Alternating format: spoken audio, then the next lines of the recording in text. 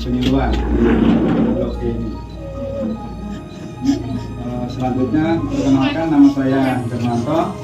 Selanjutnya ini Pak Bengki, selanjutnya Pak Masini, selanjutnya Bapak Ibrahim, selanjutnya Bapak.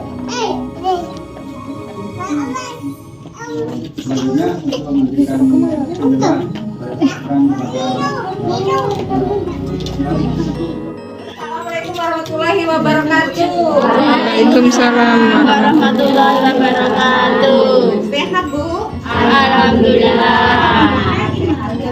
Ya Bu, tadi udah kenalin, pasti semuanya ini juga udah kenal dengan saya siapa, tetangga sendiri ya. Ini saya mewakili dari kawan-kawan dari sekolah Sana Palembang. Ini kami akan sharing lah dengan ibu-ibu. Di sini juga ada dokter juga, dokter dari Mas Mata, Nah, di sini saya akan coba berbagi pengetahuan lah dengan ibu-ibu yang ada di sini, supaya ibu-ibu juga posyandu juga, selain anaknya sehat juga dapat ilmu juga. Hari ini saya akan coba membahas tentang penyakit hipertensi. Tahu nggak Bu, hipertensi itu apa? Darah tinggi. Sekarang bahasa kerennya Bu, kalau hipertensi itu apa? Ada yang tahu? Silent killer, pembunuh berdarah dingin ya Bu ya. Jadi nanti kalau misalnya sampai di rumah itu Bu, bisa nanti pakai bahasa gaul-gaul sedikit lah Bu. Kalau pulang dari posyandu Pak ditanya sama tetangganya, ini tensinya berapa? Aku nih tadi kena silent killer. Nah, sekarang kayak hipertensi lagi gitu ya. Bahasanya agak gaul-gaul sedikit. Nah, hipertensi itu kalau dikatakan seseorang itu hipertensi kalau dia pas lagi hipertensi dalam kondisi sehat, yaitu tensinya lebih dari sama dengan 40/90 mm air rasa. Jadi kalau masih di bawah itu nggak ditahan. Kalau sudah itu sudah bisa dikatakan hipertensi Bu, tapi hipertensi masih derajat 1 masih ringan. Tapi kalau dia sudah tambah tinggi sekitar 160 dia sudah masuk derajat 2. Kalau lebih dari 180 atau 110 sudah masuk derajat 3. Waspada ya Ibu ya. Nah sekarang ada yang tahu nggak tanda gejalanya orang hipertensi itu seperti apa? Demam apa?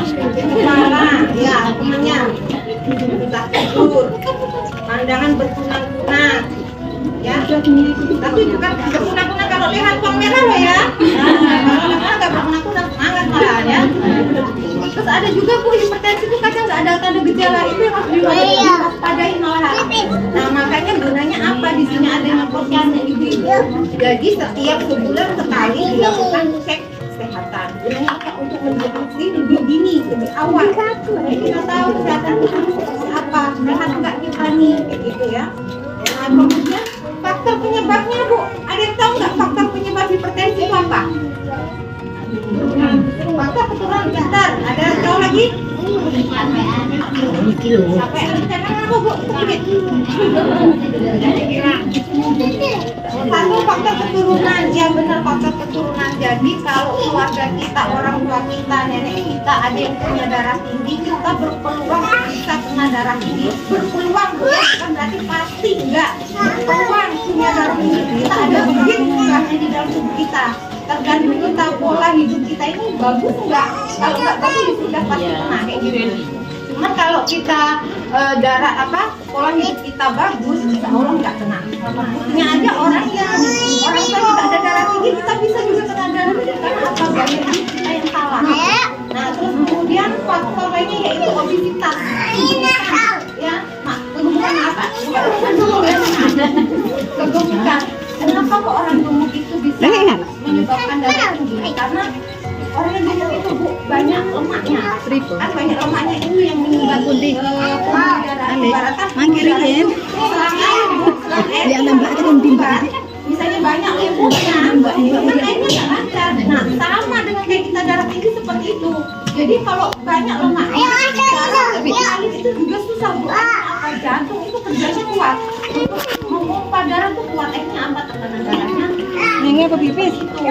Jadi orang yang obesitas itu punya resiko terkena darah tinggi. Enggak yang semua, beberapa semua yang ibu darah tinggi enggak, tapi warna ada kemudian merokok.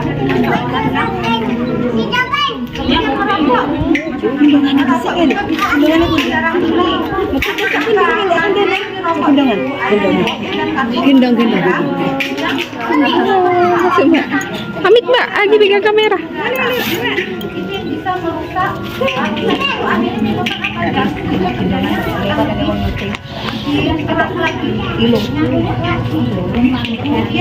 gaya hidup, stres mikirkan suaminya nggak kerja.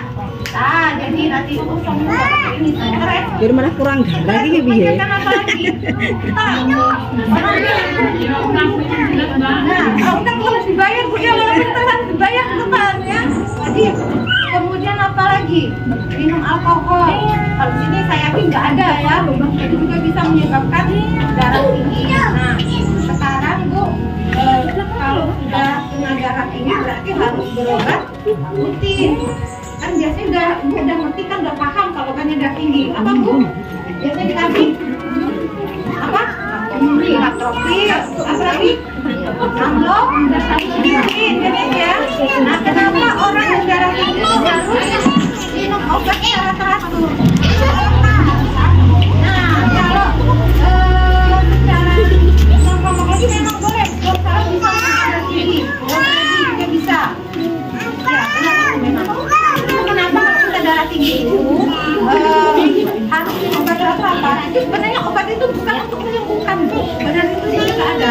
Dia hanya mengontrol tekanan darah itu supaya tetap normal. Jadi kenapa obat itu harus tetap diminum setiap hari? Itu nggak apa-apa Bu, memang kayak gitu aturannya. Nah, sekarang saya mau ajarkan nih Bu, selain teknik farmakologi obat-obatan yang kita minum, sekarang ada teknik non farmakologi itu menurunkan tekanan darah. Jadi istilahnya kalau kita punya tekanan darah tinggi, supaya tekanan darah itu tetap stabil, kemudian tidak terjadinya komplikasi, maka banyak cara Bu. Ada cara yang mudah Bu. Ibu mau kita ajarin cara yang mudah, praktik, terus nggak bayar. Kita praktekin ya. Kita praktekin ya kayak gini. Nama bahasa kerennya slow deep breathing. Nah, nanti sampai rumah dapat lagi ilmu ya. Slow deep breathing yaitu teknik relaksasi napas dalam ya. Jadi kayak gini Bu, kalau misalnya ibu kan banyak anak balita tuh di rumah ya. Anak balita, jadi kalau misalnya mau orang mungkin nggak sempat waktunya untuk nyadar, menyapu, belum masak, kan nggak sempat. Jadi kalau di rumah waktu ada ambil jemuran terapi kayak gini bisa. Namanya slow deep breathing ya. Tarik nafas, tapi dilakukan secara konsisten. Konsisten artinya apa? Secara terus-menerus seperti itu dan dilakukan apa ya istilahnya? Rutin. Jangan sekali rutin. Jadi tangannya seperti ini Bu. Ibu praktek semuanya. Tangannya seperti ini. Kemudian pejamkan mata, hilangkan semua yang ada di pikiran, beban yang ada di pikiran kita, hilangkan semua. Yang tadi nyadapnya belum selesai, hilangkan dulu. Yang tadi belum nyuci, hilangkan dulu. Pokoknya fokus sama pikiran kita. Habis tarik nafas dalam, kuat ibu menarik nafas itu, kemudian tahan 1-2 detik, baru itu bukan lewat mulut. Lakukan itu setiap hari minimal 15-20 menit. Insya Allah tekanan darah akan stabil. Tetapi ibu ini kan cara non farmakologi. Tetapi yang farmakologi juga tetap harus dijalankan kayak itu. Ini apa tetap supaya tidak terjadi komplikasi. Jadi kalau misalnya anaknya lagi tidur, ibunya gini aja kayak orang main. Tarik nafas. Sirkulasi darah lebih lancar. Tapi pikirannya dilakukan Bu ya. Jangan dibuka ke sini, aduh tadi masak dulu, aduh nanti mau makan apa. Jangan, harus pikirannya nanti dong ya. Harus dilakukan. Yang punya utang lupakan sejenak. Lupakan sejenak. Selesai nanti pikirkan lagi cara bayarnya ya. Iya. Kemudian ada lagi Bu teknik yang kita jalan.